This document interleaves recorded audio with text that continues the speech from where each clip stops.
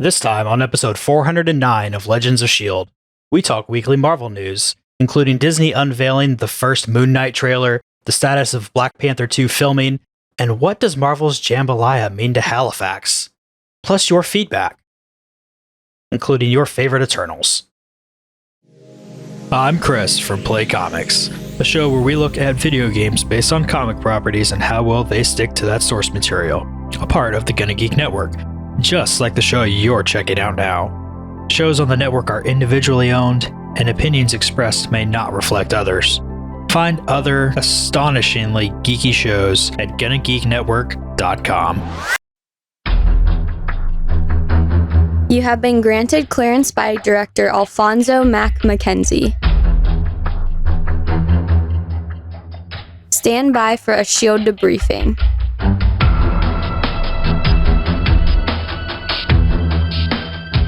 All information to be discussed here is classified and may only be discussed among agents granted clearance by the S.H.I.E.L.D. director. And now it's time for your scheduled debriefing. I'm Agent Lauren. I'm Agent Michelle. And I'm producer of the show, Director SP. Welcome to Legends of S.H.I.E.L.D., a Marvel Comic Universe fan show discussing the Marvel Cinematic and comic book universes as told on screen by Marvel Studios. This show is recorded on Thursday, January 20th, 2022, live from the Legends of S.H.I.E.L.D. studios and broadcast Jotunheim-wide via www.geeks.live. Come and join our live chat as we record, since we love talking about Marvel. Y'all know why I put Jotunheim-wide in there? Because it's cold out? That's right! Lauren pings on the obvious. It's definitely cold. It's middle of January. We're in North America. It is cold everywhere this week. This is an all Marvel Studios newscast. We're going to be delving into some material next time. We'll get into that announcement at the end of the episode. But in the meantime, let's just kick it off with our first news story. Thank you to the Peacemaker. So our first news story is that James Gunn is providing updates on Guardians of the Galaxy 3 and the status of the Guardians of the Galaxy holiday special. In an interview with Collider, they ask him, of course, I'm going to ask you, how is the shoot going for Guardians 3 and what can you tease fans with? And he responded, it's going great. Chuck Woody, who plays Myrn in Peacemaker, is one of the main characters in the movie, and people are freaking out over how good this guy is. Literally freaking out. I think that I'm really happy. I gave a bunch of scenes to Marvel right before Christmas break. Kevin went. They were all really, really, really stoked. But also, it's not going to be the movie people. It's different than what people are going to expect. It's a hard road, but I'm really happy with it so far.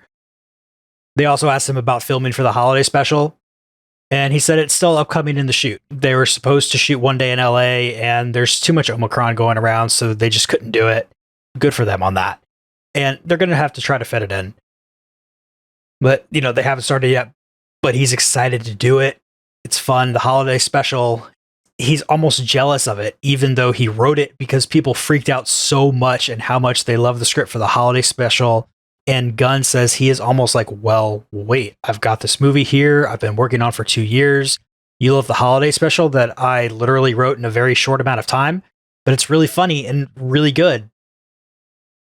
I have a sinking suspicion here that the holiday special excitement is because of Groot. Well, I am Groot. That's going to, make anybody happy. So I was looking up the career of Chukwudi Iwuji, who you mentioned on there, and he's been in a lot of stuff. He's been in things like John Wick Chapter 2, Daniel Isn't Real, When They See Us, Quantico, Blind Spot. And it's going to be really interesting to see him in this role. And okay, I'm very excited for the Guardians of the Galaxy holiday special, since James Gunn started as like a B-movie director, not even B-movie, like Z-movie director and writer. There's going to be some references to the Star Wars holiday special, even if it's just in tone. And as somebody who's seen the Star Wars holiday special 10 times, I'm here for it. How many of those 10 times were you completely drunk? None, actually. Wow. I like showing it to people who've never seen it before. and then I watch their hopes and dreams die around them, and it lets me live for another year. I don't remember watching it when it came out because I think I was at a hockey game or something, but I did see it shortly thereafter because it was like on a rerun or something. I don't remember how I picked it up. It was around that time, and I remember everybody talking about how bad it was. I did pick it up recently because it's on YouTube. Somebody put it there, and Star Wars hasn't taken it down. Oh, if you get the chance, watch it with the Riff Tracks commentary. I think it's currently free with that commentary on YouTube. So good. It is a terrible movie. I love it.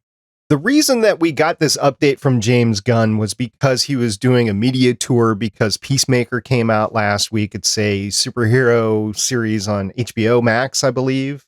That's where it's playing. Yeah, it's from the other company. I haven't seen it yet. I've been tempted. I just haven't had any time with everything else going on. So if anybody has watched Peacemaker and can make a recommendation, yay or nay, let me know. I'd be interested. Have not seen it yet. Chris, you have another news story you're covering tonight. We also have some evidence surfacing that Ikaris may be returning sooner rather than later. And no, we are not talking the Greek god here. We are talking the Eternal.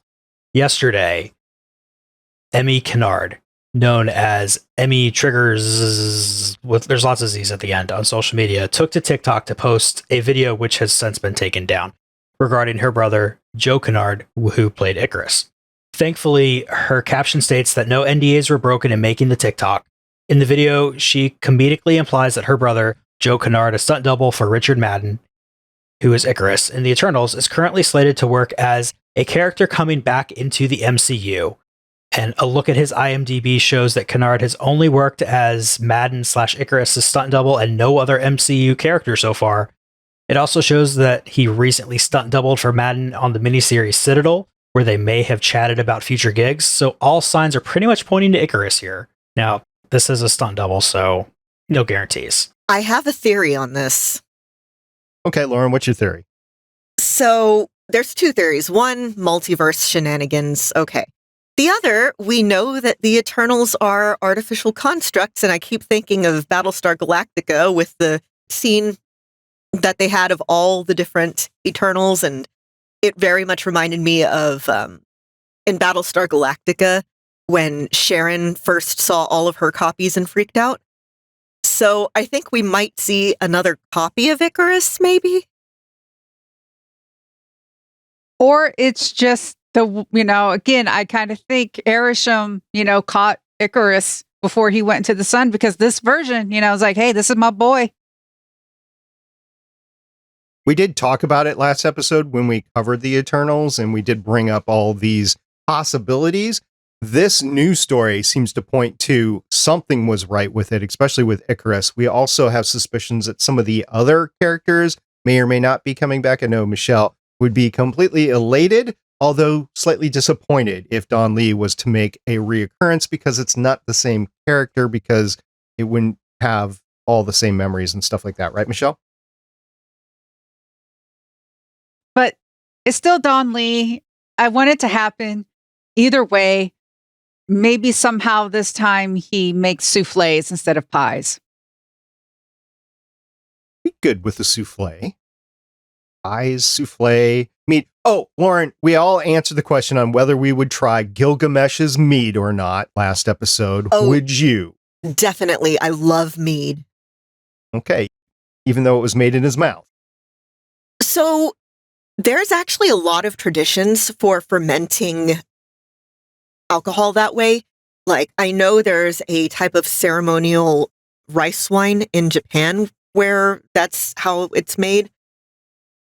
And let's face it, human spit is not one of the weirder things that's ever been put in food. It's honestly, if you're a jerk at a restaurant, chances are you've probably eaten someone else's human spit anyway. People kiss each other all the time. That's spit. I would just like to say that in all my years of working in a restaurant, I never saw anybody do that, and I was back in the kitchen for most of that time. I did see them pick up mushrooms off the ground, though, decide that since they grow in dirt, it didn't matter, and just throw them back on the plate. So, question, since you didn't see it happening, did you close your eyes, never spit in somebody's food? No, honestly, I spent most of my time washing dishes, Okay. so it wouldn't have mattered. All right. Well, anyway, there's the answer to Gilgamesh's mead. Michelle, what's going on with Black Panther 2? Oh, good lordy. This poor movie. Here's the thing, like Letitia Wright was injured and there's news like she's coming back to the set. That's awesome. But then there's still this thing called COVID going around. And are sets doing enough to protect actors and crews? Well, things are still happening because now Black Panther 2 is paused after Lupita Nyong'o tests positive for COVID. So we're getting delay after delay after delay. This movie will come out someday. It has to. I hope everyone feels better. Take time, recover. Yeah, it's tough when I've been on set before. You've just got people going in and out. You've got people touching each other. You got crews, we got coming close for makeup and everything. That poor production. To use language that is appropriate for the show, I still think Wright is a poop head. So her being back, being awesome is certainly a word that can be used by people to describe it. I want the movie to come out though. And seeing everybody else, fall into just the trap of getting sick and stuff is just heartbreaking. Oh, yeah, this is a troubled production. You hear a lot about, oh, it's a cursed movie, but all that really means is this had a troubled production. Hell, go back and look at Titanic when all of the crew got dosed with LSD. Like, that's a pretty famous story. I want to hear you regale because I am not familiar with this story. Okay. So when they were filming Titanic down in northern Mexico, somebody, I think it was rumored to have been a disgruntled crew member or something, or somebody's friend that visited the set, but somebody paid a visit to catering and dropped LSD into lobster bisque. And Bill Paxton had an amazing story about that. The first article when I bring up Bill Paxton LSD is from 1996 from Entertainment Weekly. It was PCP. Ooh. It was, okay, I'm seeing two stories. I'm seeing PCP, I'm seeing LSD. I want to say Paxton said it was LSD. In any case, yeah, that sort of stuff can happen.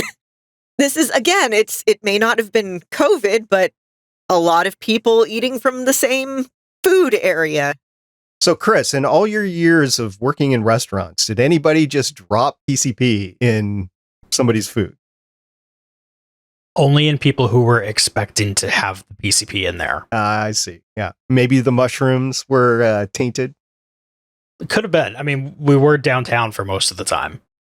I know Michelle focused on the Black Panther 2, but it's not the only production that's had this issue. Picard, for instance, has had to close down because of COVID exposures as well. There is an article which will be in the show notes. It's from HollywoodReporter.com. It goes into all of the productions that have been closed down recently, and it goes into the protections that Hollywood made with the unions, like the Actors Guild and all the equipment guilds, or I forget what they're all called, but they made deals. The production companies and all these unions made deals on what the protections would be. They got revised a couple of times. The last time a deadline came up, which is a couple days ago, it did not change at all or get renewed or anything like that. So it was set for those protections to go away, mandatory protections to go away sometime in February, if I remember the article correctly. So if you are interested in seeing how COVID is affecting not only Marvel and Black Panther 2, but all of your favorite TV shows and movies, go read this HollywoodReporter.com article, and it will go into the business side of the house and what is actually happening with that. I thought it was very interesting. Also, on the business side of the house, we're going to move on to the next news story, and we're going to talk about the D23 that's set to take place September 9th through the 11th of 2022 in Anaheim, California. Apparently, this year, Disney is going to announce that the live stream for its upcoming expo will feature even more announcements, panels, and content for fans to enjoy. Now, the full schedule will be announced in the days leading up to the event, but they do plan on having more what it's, I assume, to be like a convention sort of feel to it, which is great because Disney is now this powerhouse. They don't have to depend on something like San Diego Comic-Con, which is getting to be a little suspect anyway on who was bringing what sort of things to the table there. And all these production houses want to have their own events. I mean, Star Wars has had Celebration for a while. Disney has had D23. Now that you have had Disney Plus, this is just going to be a bigger, more covered event because you're going to have more properties that just Disney owns. I don't know if they're going to go into like ABC stuff or not, but it promises to be good this year. And I'm glad they're going to live stream some of it because there's no way in heck that I'm going to go to this, even though it's months away. It's in September. I'm just not planning on going to any conventions this year. I don't know. What do you guys think about this, Michelle? Yeah, the more online, the better. We need to not only, here's the thing, it's not just because of COVID. We really should have had more online accessibility before COVID. Not only, I remember talking about this before, you would have gotten our money for us to have, access online. There are people who just can't travel. There's talk about, with disability and those who just don't have access to these things. Having an online platform, having online presentations just includes more people. And again, if you want to charge for it, you can charge for it. And a lot of us would pay for it. More money. Exactly. The disability community has been really, it's on the one hand, it's happy to see, oh, hey, we're finally getting these accommodations. And on the other, angry because we've been asking for these for so long, but suddenly when non-disabled people are affected, that's when it happens. And then it's being pulled away again. We saw that with the WB stopping doing day and date movies. We're seeing that with conventions stopping doing as much online stuff. Just the future is accessible, guys. And again, it's more money for you. It's if you get to charge, however much. Blizzard has done, I know Blizzard has a lot of problems, but for BlizzCon, they've been doing online tickets for years now because, again, only a certain amount of space, travel, things like that. But you pay a certain amount of money, you get the streaming stuff all weekend long. We've seen New York Comic Con doing this more often. I would really like if that just continues. Even if they don't charge for it, you've got all kinds of people that are going to be seeing, oh, look, here's a new Chip and Dale Rescue Rangers trailer. Here's a new Marvel series. Here's, all this stuff that they're going to be talking about. And, I might want to watch that. I should probably go sign up for Disney Plus and forget to cancel the free trial. So I'm going to start paying for it. And then you get a lot more people subscribing and then they get used to doing it. And then it's just the psychological effect of I'm already subscribed. I might as well keep it. So our next news story, everybody wanted to talk about it, but Michelle pulled out her blackmail because she's got much blackmail on each one of us. And she delved out just a little bit and said, I want to talk about this. So here's why. And we're all like, hey, it's yours. So Michelle, what's going on? Really, it's just on SP. It's, of course, the debut trailer for Moon Knight. So the next Marvel Studios show is just over 2 months away. Marvel and Disney Plus have announced that Moon Knight will premiere on Wednesday, March 30th. That news was accompanied by the series' first trailer, which finds Stephen Grant, Oscar Isaac, in a world of trouble. The official description of the show is The series follows Stephen Grant, a mild-mannered gift shop employee who becomes plagued with blackouts and memories of another life. Stephen discovers he has dissociative identity disorder and shares a body with a mercenary, Mark Spector. As Stephen/Mark's enemies converge upon them, they must navigate their complex identities while thrust into a deadly mystery among the powerful gods of Egypt. Additionally, Marvel released a new poster for the series as well. As someone with a mental illness, I haven't shied away bipolar disorder, depression, and anxiety. It's going to be interesting how this is portrayed. I trust Oscar Isaac as an actor. He has such a wide range and he's just so good. Just watches things. It's going to be interesting how well they do this. And it's going to be interesting to see how long it's 6 episodes and how long is the mystery of him not knowing about the shared body sort of deal. Yeah, it's going to be, it's a weird one. We're getting more of our weird stuff and it's exciting.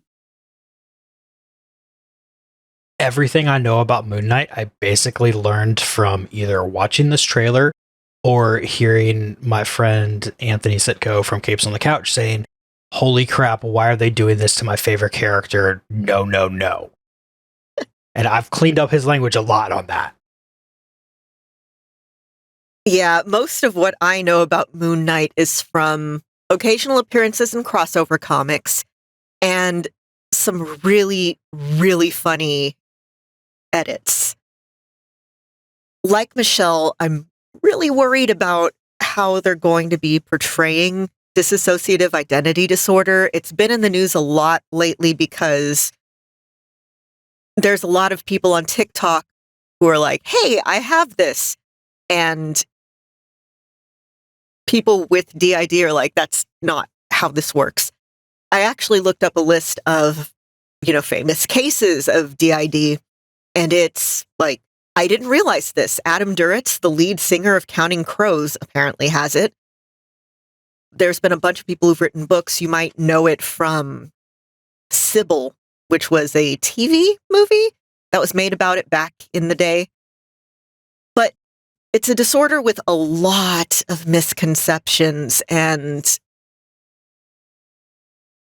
I have more confidence in them doing it more sensitively now than I would have 10 years ago, but I'm still kind of worried. Other than that, Oscar Isaac looks beautiful. Oh, and speaking of Moon Knight, an actor who is cast in Moon Knight just died yesterday. I was going to bring that up, that I'm unfamiliar with the role that he played. Okay, so Gaspard Ulliel is playing, I'm thinking, one of the bad guys. You might know him from the kind of, mid-2000s movie Hannibal Rising, where he played a young Hannibal Lecter. And a lot of, modeling campaigns. He was a very beautiful person. But, yeah, unfortunately, skiing accident. Yep, no idea if he was wearing a helmet or not, or what actually happened, but it was released that he passed away following a skiing accident. Also, another big thing in the news after this trailer came out, not to minimize the passing away of the actor, but apparently everybody's freaking out over a screenshot that was taken, which confirms some sort of involvement perhaps with the Fantastic Four, with Victor Von Doom's name on the behind the cab. No. You see Vaughn, and then maybe a day of people are just like, "Oh, it's Von Doom." Maybe No. not. It's also the name of the cupcake delivery service. And there's other boxes where you can see the whole name. It does not say Von Doom. Yeah. I want an AU where Victor Von Doom runs a cupcake delivery service. Someone get on Now that. that's the Fantastic Four movie I want. Yes, thank you. And then you have Gilgamesh making his pies or his souffles next door. Yeah, sure. Why not? I've read some really good Marvel Great British Bake Off AUs. I'm just saying. Okay. But we're going to move on into the next news story right now, which happens to be mine. We're going to talk about Marvel's Eternals again. We're going to talk about basically the ratings, which I'm not sure. I would love to see the algorithm behind this. But anyway, and Twitter, an analytics company called Samba TV, has named Eternals drawing 2 million household views in the first 5 days of streaming on Disney+. Now, box office reporter Luis Fernando put those numbers in context in a subsequent thread. This is via a comic book CBR. What is that? Comic book review? Resources. Comic book resources article. And he said that this constituted the biggest debut for a Marvel Cinematic Universe film on Disney+. Shang-Chi and the Legends of the Ten Rings was the previous record holder at 1.7 million. Fernando then provided a bunch of other movies for comparisons from other streamers such as Netflix and HBO Max. While 2 million certainly provides a respectable number, Eternals was outdone by such films as Mortal Kombat and The Suicide Squad. That being said, those movies released simultaneously on HBO Max and in theaters, while the two MCU movies started with theatrical runs. As such, the comparisons are not necessarily apples to apples, and I didn't see any Black Widow numbers in there as well. But they're saying 2 million views within the first 5 days of the Eternals coming out a week ago Wednesday. So it's been 8 days now. So I think that's pretty good. I think we're still going to be in the realm where you have a theatrical run somewhere between 45 days and 90 days before any of these properties actually stream, because the longer that's in theaters, the more revenue that they're assured before they go to the streaming. Lauren, what do you think? I still wish they would continue with the day and date, or maybe 2 weeks. Again, accessibility. Come on. I've seen way too many people online saying, if you're a real fan, then you would have gone to see it. And even though some of them are adding in, unless you have some kind of medical reason, no, there are so many reasons that you can't get out to a theater.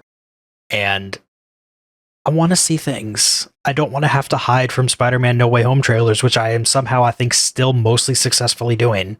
That's incredible, because I've been completely spoiled and I haven't been looking for anything. So good on you, Chris. It's definitely luck on my part. I mean, I'm sure that there's some things I've been spoiled on that I just don't think are as big as they're going to actually be. But even the fact that I'm doubting it is a miracle right now. That's a good point. I don't think we brought it up specifically on the podcast before we go on to Michelle here. I have intentionally not put any Spider-Man news in the podcast, specifically because I know that 3 of us have not been able to see the movie and don't intend on seeing the movie until it streams on Stars. So that's why we haven't been talking about Spider-Man, is because we don't want to unintentionally spoil anyone. Now, like I said, I think I've been completely spoiled at this point in time, but I'm still not going to spoil our listener who may be trying to avoid it, just like Chris and Michelle have been. Yeah, I've been lucky about avoiding Spider-Man stuff too. So I know a little bit, but not much. I live in Indiana, and this week, every single one of our counties went into the worst COVID category. That hasn't happened since last year. I want to go to the movies, but I also want to live. And I want everyone else to live, and I want everyone else to be safe. And it hurts my heart that I can't go. But I have to remember that for all of us who are responsible, we're making it not as bad. Like, if everyone was acting irresponsibly, this would be even worse. But it's a movie. No one's life is worth a movie. And I mean, I watched the new Matrix movie, HBO Max, there's a certain window. Same thing with finally Dune came out. I paid when Black Widow, I paid the money to see it. I would want more drive-ins. I wish there was more drive-ins, because that would be even safer. But yes, give us either make us like have us pay or do a short window during the theatrical, make it a lot shorter between the theatrical and being able to watch it. Because I don't know when I will feel safe enough to go to a movie theater. I'm in an area where hospitals are becoming at capacity. I have underlying health issues, all these other things. Just make it easy. You're still going to make money, even if it's, the thing is, the people who went to go see Spider-Man were still going to go see Spider-Man, even if it was available at home. I think that's one of the things this is going to be proving, is that there are going to be people who are going to go out no matter what. Then let them spend the money there. And then let us spend money at home. If anything else, this might ultimately transition more properties from the big screen to the quote-unquote small screen. I say quote-unquote small screen because some of us have pretty big TVs at home. I think that might be an outcome here. And at least we've been able to see everything streaming within like 2 or 3 months. I think Shang-Chi was just extended just a little bit from that. But other than that, we've been able to see things within the first few months. So at least we haven't been able to wait years or something like that. So, all right, Lauren, since you showed up last, you get the last news story. So that's it. You just showed up last and you get the last news Best for story. last. Yeah. Okay. So the Halifax Courier, Halifax in West Yorkshire, England, not Halifax, Canada, has a report about Peace Hall, which is a historic landmark there, being used to film Secret Invasion. So they're supposed to start filming. Oh, when are they supposed to have it shut down? The Peace Hall will shut down between Monday, January 24th and Monday, January 31st for the filming of what is understood to be Jambalaya. Jambalaya is the code name for Secret Invasion. As somebody who likes a good jambalaya, I'm pretty happy. Halifax's Member of Parliament, Holly Lynch, said, "I confess to being a massive Marvel geek, and so the prospect of filming taking place here in Halifax is incredibly exciting. It's another chance to showcase Halifax to the world, and once again demonstrate we can host massive productions like this. Whilst I am against second jobs for MPs, if they are in need of extras, I very much hope they let me know." There's a pub owner, Andrew Murphy, one of the owners of the pub Meandering Bear, which is a great name, said, "It's great for Halifax. I understand that many Marvel fans like to visit places where they've been filming, so hopefully it'll bring more tourists to the area. Hopefully the crew will spend some money in the town center while they're here. It's all good news from the town." And that's true. Just look at all the people who've done Star Wars location tours and Game of Thrones location tours. Fandom is good for business. Come on. And I know even the properties that film up in Vancouver, there's this whole website, there's a blog, whatever, that actually goes into where things are currently being filmed, which was big for us, Michelle and I, when we were covering the CW network, because a lot of stuff was filmed in Vancouver. So we were talking about all that. And I remember one famous scene where it like started snowing at night, but it was the only night they had the outdoor location to film. So they literally had to film and they just incorporated the snow in there, even though none of them were dressed. And you could clearly see that they were freezing during the production, but you could find that sort of stuff out. And then after the fact, they have a list of all the filming places and what was filmed there and everything. So I think that was pretty cool. And Jambalaya just continues the food theme for tonight. Jambalaya, I'm not sure why Secret Invasion is codenamed Jambalaya, but I'm all for it. Because there's so many different things in it, I guess. I don't know. It makes absolutely no sense to me because jambalaya is a Creole dish, which is French Canadians mostly coming down like the Mississippi River and settling down toward New Orleans and that area in Louisiana. So not only are you not taking the Canada connection by filming this in Halifax, England, you also have England, which for a large part of their history has had, maybe inaccurately, but at least in the popular zeitgeist here, a bad food tradition. Jambalaya is a good code name. Doesn't beat Torchwood, which was the secret one for Doctor Who, which ended up being its own show. So I don't think Marvel is going to have Jambalaya the show anytime soon. I don't think we're in any threat of that. By the way, we've been getting a wacky question from SB, that's me, every episode. And I have a new one this week. I'm just going to lay it on the table, guys. You know, we're kind of semi in award season. It kind of goes year round, but we're kind of in award season. So I was thinking, what would superhero awards look like? Would there be a red carpet event? Who would host it? What would the awards be named? Are we talking about best key phrase of the year? Most people saved? Coolest superhero landing? Maybe the Poser Award? I mean, what do you guys think? Okay, so we call it the Kirby's after Jack Kirby because he's worked for both Marvel and DC and they have the longest. And in universe something, we can make it up in post. But yeah, definitely things like best costume, best hero, best villain, best superhero team, best fight. Just kind of the same stuff that you get at the Oscars, but instead of best director, it's best director of a paramilitary organization something. It definitely would have to be hosted or co-hosted by Darcy and Super Dr. Astronaut Peter Corbeau. I think that is the best move to go there. And I don't know, you got to make sure you have some fun awards in there. You know, like most simultaneous appearances at the same place, even though there's no way that could have possibly happened, but it happened anyway. Have to have some sort of best victim of Loki, like who did Loki get best?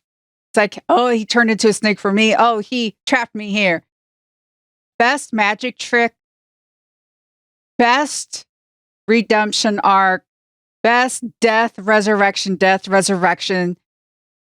get up, because it's comic books. Why not? Let's see. We have to have best pose. We have to have a best pose. Yeah, I put the best poser of the year or something like that as an example at the front. Yeah, I agree, because there's best pose, like that could be a team pose, that could be like a superhero landing pose, that could be a I've just won pose. Catchphrase, best catchphrase. Best catchphrase. Best animal friend. Ooh. Best secret lair. Best secret lair. Best vehicle. Best team mascot. I'll be a team mascot. I mean, basically Pip was a team mascot for the Eternals. Yeah. Pizza dog. Pizza dog. Oh yeah, pizza. Michelle, by the way, posted a one heck of a funny, what is it? Realistic trailers? What is it? No, it's Honest Trailers. Yeah. Honest trailers of Hawkeye. She posted it in our Discord server, but she posted it in the Starlight Tribune because it had a bunch of Arrow references in it, which were fantastic. So if you haven't checked that out, go to our Discord or search for it on YouTube and you'll find it. And it was really funny. So listener, if you have a way that you would want an annual, we'll put it that way, annual superhero or supervillain awards, that it would go, what the awards were. We didn't even talk about maybe red carpet or interviews or anything like that. So how would you make that run? Let us know. We have a bunch of ways to get a hold of us on our Discord server, our Twitter account at Legends of S.H.I.E.L.D., or you can go ahead and call our voicemail at 844-THE-BUS-1 or 844-843-2871. Oh, the interviews have to be done by Johnny Ware and Tara Lipinski. Naturally. I'm down with that. I was thinking us. We don't have the hats. We could get hats. We got lanyards. I mean, come on. Yeah, what if we get the hats? What if we get matching hats and lanyards? Anyway, our listener have reached out to us. We had thrown out a tweet and it was, who is your favorite Eternal? We had a bunch of responses for that. Derek, Hack the Planet Crow, said Druig probably won me out as favorite Eternal in the film. Makari is a very close second. I gotta admit, I was surprised about the Drig, but they talked about it later, and I'm like, okay, you do you. If that's the one that you like, that's the one you like. Andy Migna said Karen and second her. And then at Mr. Pericletes said Fastos first, Makari second, Ajax third, and Starsaber _222 consultant Black Adam said Fastos, then Gilgamesh. Then I really don't care. Makari was fun, but got basically zero development. And I would, she hid in the ship for a very long time. So yeah, the Drogo, I believe that was called, the ship Drogo. But that's where all her stuff is, so why not? The Domo? I thought it was the Domo. Yeah, you're right, Domo. I knew it started with D. And then Starsaber _222 said the Hiroshima scene alone instantly put Fastos at the top for me. That was good. That was very impactful. And at Mr. Pericletes said, anytime you play Civilization, got to get those advances fast. Also got to be fast. Also, benevolence is always a good trait. That's my bias. Smiling face with open mouth and smiling eyes. So if you're listening to this, you have not responded to us, let us know who your favorite Eternal is, and we'll go from there. Also, we posted a Twitter poll in the past couple of days that I guess was pretty biased considering the people that follow our Twitter account. Anyway, the question was, do you think Disney Plus has had better Star Wars series since, the Book of Boba Fett is playing now? They've had The Mandalorian, they've had Clone Wars. So do you think Disney Plus has had better Star Wars series or Marvel series so far? And with 90% of the vote, Marvel won out. I guess because of the bias of who follows the account. Or because they're right. Ooh, so Chris is saying he would vote for Marvel. Michelle, what do you think? Marvel or Star Wars? Marvel's got, let's see, we got WandaVision, Falcon, Loki. What If? And What If? And then Hawkeye. Yeah. Okay. Yeah, I would say Marvel. You'd pick that over? WandaVision's got, yeah. All right. Yeah. Lauren? Ooh, okay. So for Star Wars, I'm only counting the stuff that has originated on Disney Plus. Okay. So that's Mandalorian, Star Wars Visions, Bad Batch, and Boba Fett. of course, Book of Boba Fett. Oh, that going up against WandaVision, Hawkeye, Loki. Oh my God, I'm so torn. I really, really am. I know part of it I is, would have said Marvel if it wasn't for Bad Batch. I would say it's tough for me because Ming-Na Wen in Boba Fett is True. just a masterclass. This last episode, some of us haven't seen it. Yeah. For some reason, she is just a darling of Disney. She's been in a lot, right? She's been a voice actor. She's been in Agents She's of S.H.I.E.L.D. Mulan. Come on. Yeah, that's what I meant. Yeah. Voice actor Mulan. And then now in fully entrenched Star Wars now. Yeah, Ming-Na is knocking it out of the park. Again, if you didn't have a chance to partake in the poll and want to get back with us, probably with a reason at this point, we would love to talk about it on a future show. Special shout out to Nat Geo, though, because that would have been who my cats voted for, except they were too busy laying down getting pets and they were too lazy to get up. Well, Nat Geo, if you haven't seen the layup there on Nat Geo or the Disney, like the Mighty Ducks is on Disney, so there were three options. It was Star Wars, Marvel, or other, which included Nat Geo and Disney. So yeah, there are some series there, but again, probably our follow base on Twitter was very biased. All right, so that's it for this week. I want to thank you, our listener, for tuning in. I have a very special announcement. Next week, in our off weeks from new content, which I think we said Moon Knight starts March 30th. So we'll be covering Moon Knight when that comes out. We'll also be covering Spider-Man when that comes out on Stars, whenever that is. So in our off weeks, we will be starting our path down arcs with the X-Men anime?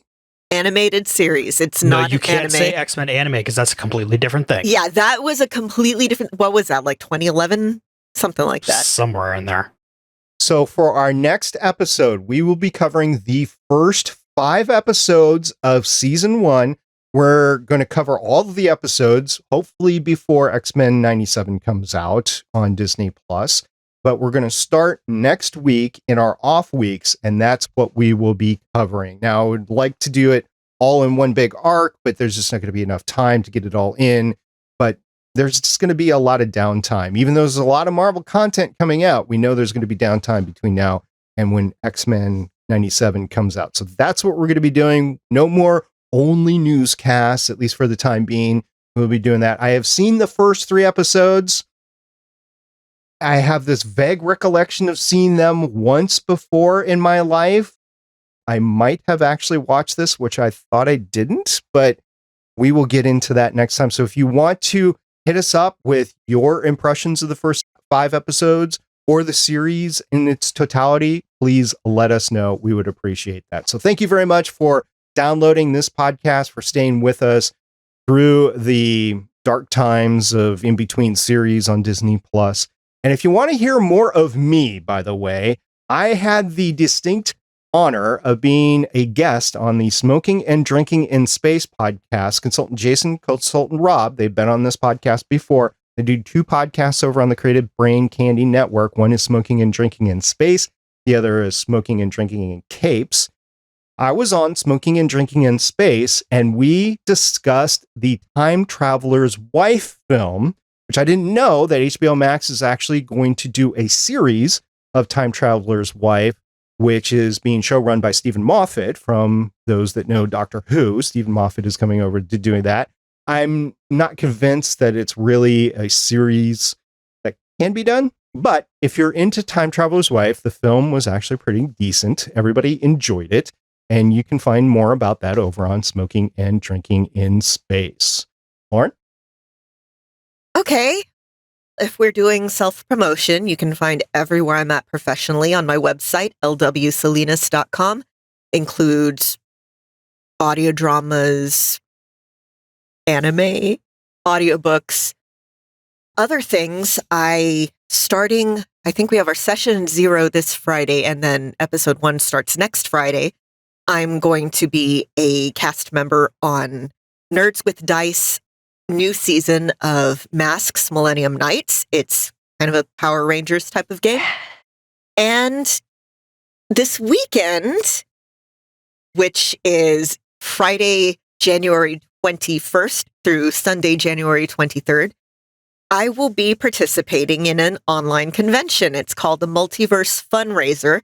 It's raising money for Valerie Perrin, who's an actress who is living with Parkinson's disease, and this is to help her pay for care and living and medical bills.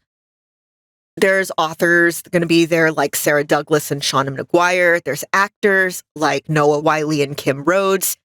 And on Saturday at 11 a.m. Eastern Time, I'm going to be one of the people in the Voice Actors Unite panel.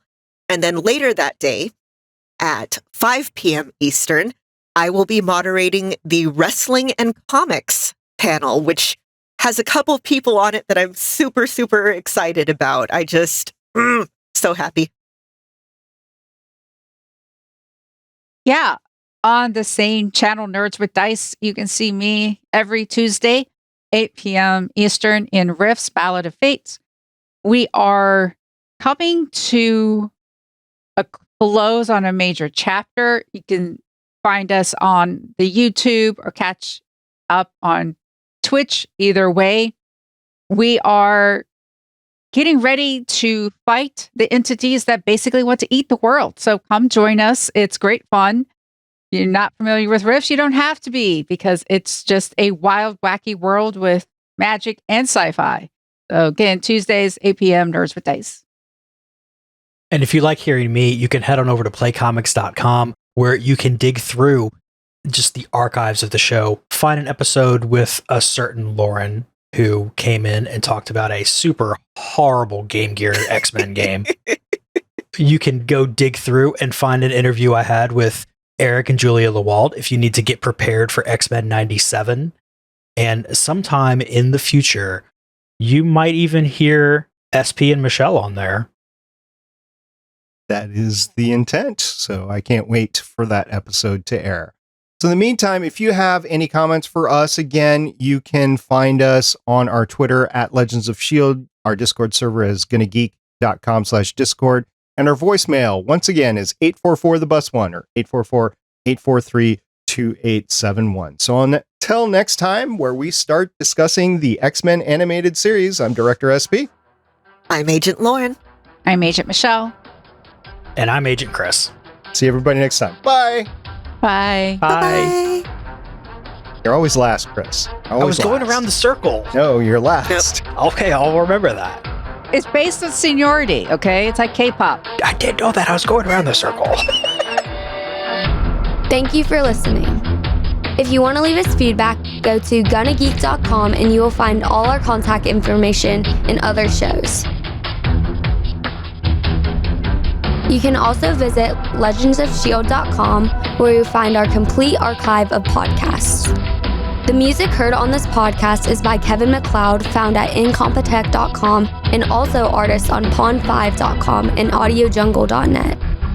The opinions heard on this podcast are those of the individual hosts and do not represent Stargate Pioneer Productions, Legends of S.H.I.E.L.D., or Gunna Geek.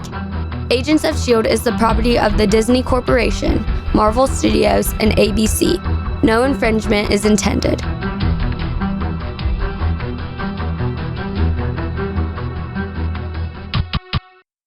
Legends of S.H.I.E.L.D. is copyright 2013 through 2022.